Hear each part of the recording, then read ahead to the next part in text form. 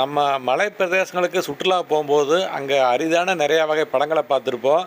அப்படி பார்க்குற பழங்கள்லாம் நம்ம சமவெளி பகுதியில் வளருமான்னு கேட்டிங்கன்னா, இப்போ வர ரகங்கள்லாம் சமவெளி பகுதியில் வந்து வளருது. அந்த மாதிரி வளரக்கூடிய மலை பிரதேசங்களை சேர்ந்த 4 வகையான பழ மரங்களை பற்றி வீடியோவில் பார்க்க போகிறோம். ஃபஸ்ட்டு நம்ம பார்க்குறது மங்குஸ்தான் பழம்னு சொல்லுவாங்க. இதை வந்து பழங்களின் ராணின்னு சொல்லுவாங்க. இதுக்கு காரணம் டேஸ்ட் வந்து ரொம்ப நல்லாயிருக்கு. இனிப்பும் புளிப்பும் கலந்த சுவையில் இருக்குது. இது ஊட்டி, கொடைக்கானல் மாதிரியான கூலான கிளைமேட் உள்ள இடத்துல தான் வளரும். இப்போ வர்ற ரகங்கள் வந்து நம்ம ஊர்லேயும் வளருது. இதை வந்து நம்ம கொஞ்சம் நிழல் பாங்கான இடத்துல வைக்கணும். ஃபுல்லாக வெயிலில் வச்சிங்கன்னா இது வந்து இலைகளில் கருகீறி ஈடு வராது. கொஞ்சம் நிழல் பாங்கான இடத்துல வச்சிங்கன்னா இந்த செடி வந்து நம்ம ஊரில் வந்து நல்லா வளரும். இது ஒரு அரிதான பழங்கிறதுனால இதை வந்து கிராஃப்டட் செடி வந்து ஹைட்டை பொறுத்த வரைக்கும் நல்ல ஹைட்டு ஃப்ரூட்டிங் ஸ்டேஜில் இருக்கிற செடி வந்து 5000 வரைக்கும் சேல்ஸ் பண்ணுறாங்க. விதை மூலம் உற்பத்தி பண்ண செடி வந்து 1000லேருந்து 2000 வரைக்கும் சேல்ஸ் பண்ணுறாங்க. அது கொஞ்சம் காய்க்கு வரைக்கும் 4 வருஷம் ஆகும். கிராஃப்டட் செடி வந்து ஒரு 2 வருஷத்தில் காய்க்கு வரும்னு சொல்கிறாங்க. அரிதான பழம் வீட்டில் வளர்த்தோன்னு நினைக்கிறவங்க இதை வந்து சூஸ் பண்ணி வைங்க. இது பழங்களின் ராணி, உங்கள் வீட்டில் இருந்தால் நல்லது. அடுத்து நம்ம பார்க்குறது அவகேட்டோ ஃப்ரூட்னு சொல்லுவாங்க. இதை வந்து தமிழில் வந்து வெந்தயம் பழம்னு சொல்லுவாங்க. இது வந்து நீங்கள் பச்சையாக சாப்பிட முடியாது, ஜூஸ் போட்டு தான் சாப்பிட முடியும். இது ஜூஸ் போட்டு இதை ஃப்ரிட்ஜில் வச்சு சாப்பிட்டிங்கன்னா ஐஸ்கிரீம் சாப்பிட்ற மாதிரியே சுவையை கொடுக்கும். இது வந்து குழந்தைங்க வந்து விரும்பி சாப்பிடுவாங்க. நீங்கள் வந்து ஐஸ்கிரீம்னு சொல்லி கொடுத்தாவே குழந்தைங்க நம்பிடுவாங்க. அந்தளவுக்கு இது வந்து ஐஸ்கிரீம் மாதிரியே இருக்கும். இதுக்கு வந்து நீங்கள் ஜூஸ் போடும்போது பாலும் சர்க்கரையும் மட்டும் ஆட் பண்ணணும். தனிப்பட்ட முறையில் இந்த பழம் எனக்கு ரொம்ப பிடிக்கும். நான் நிறைய டைம் வந்து ஜூஸ் போட்டிருக்கிறேன். இதை வந்து சீசனில் கிலோ 200 சேல்ஸ் பண்ணுவாங்க. அன்சீசனில் 400லேருந்து 500 கிலோ சேல்ஸ் பண்ணுவாங்க.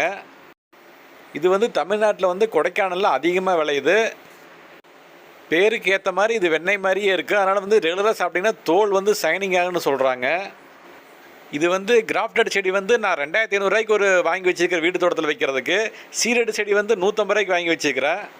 சீரடி செடி காய்க்கிறதுக்கு 5 வருஷத்துலேருந்து 7 வருஷம் வரைக்கும் சொல்லிக்கிறாங்க. கிராஃப்டட் செடி 3 வருஷத்தில் காய்க்கு வந்து சொல்லிக்கிறாங்க. இதுதான் எங்கள் வீட்டில் இருக்கிற கிராஃப்டட் செடி. இதை வந்து நான் 2500 வாங்கினேன். இன்னும் வந்து தரையில் எடுத்து வைக்கல. ஒரு வேப்ப மரத்துக்கடியில் நிழல் பாங்கான பகுதியில் வச்சுக்கிறேன். நல்லா துளிர் வருது. குழந்தைகளுக்கு பிடித்தமான அந்த மரத்தை வந்து உங்கள் வீட்டில் வாங்கி வைங்க. அடுத்து நம்ம பார்க்குறது மில்க் ஃப்ரூட். இதை வந்து தமிழில் வந்து நொங்கு பழம்னு சொல்லுவாங்க.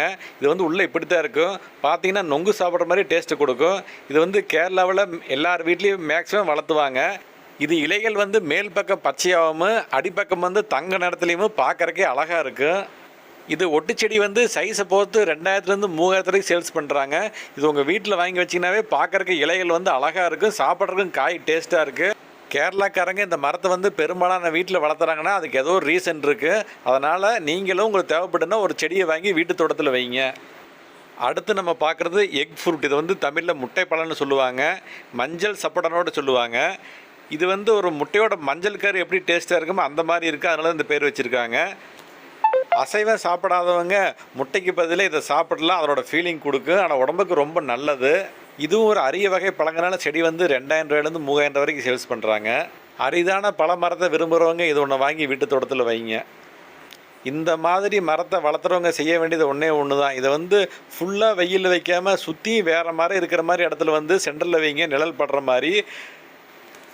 ஒரு நாளில் பாதி நாள் மட்டும்தான் இந்த மரத்து மேல் வெயில் படணும். அந்த மாதிரி இடத்துல வச்சிங்கன்னா இந்த எல்லா மரமே நல்லா வளரும், நல்லா காய்க்கும், காய்ச்சிக்கிட்டு இருக்குது. முடிஞ்ச வரைக்கும் தென்னை மரம், மாமரம் இந்த மாதிரி மரத்துக்கடையில் வைங்க.